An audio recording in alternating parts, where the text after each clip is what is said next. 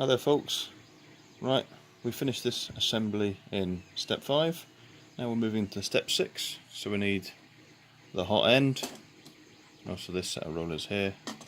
So the next bit is to get this all in place.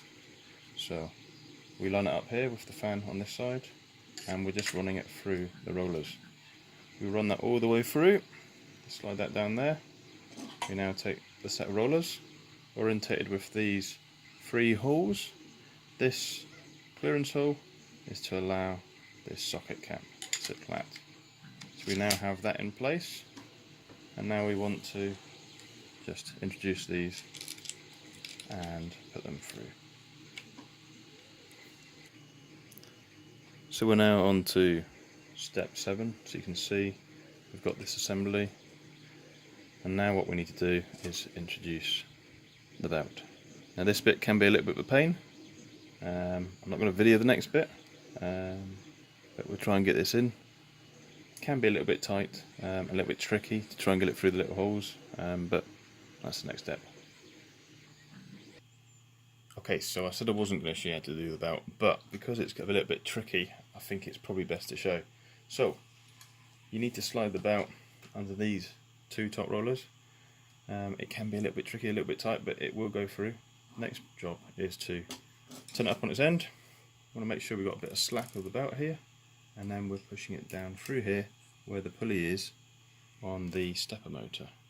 So if we slide that down there, it now comes out the bottom. Just pull that through, give ourselves a little bit of length to work with. Right, now if we turn it up the other way, we can now feed it down back through. There we are. That's now the belt there. So the next step is to attach the belt to this. So there's little slots in here, and we need to just lock those in place. Okay. Now bring this end, do the same on this side.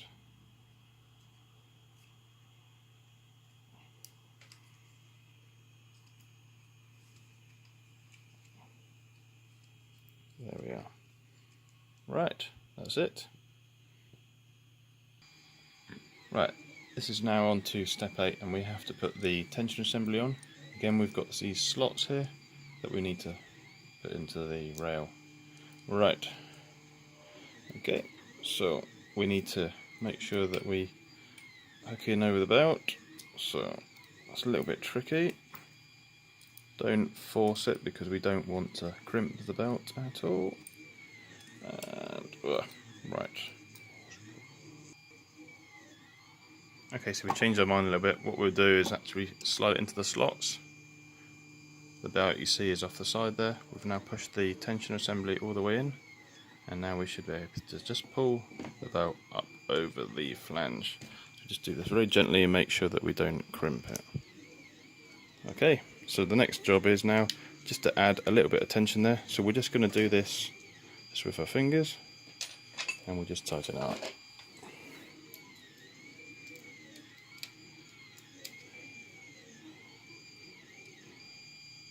Right, there we are. We'll tension that a bit later on.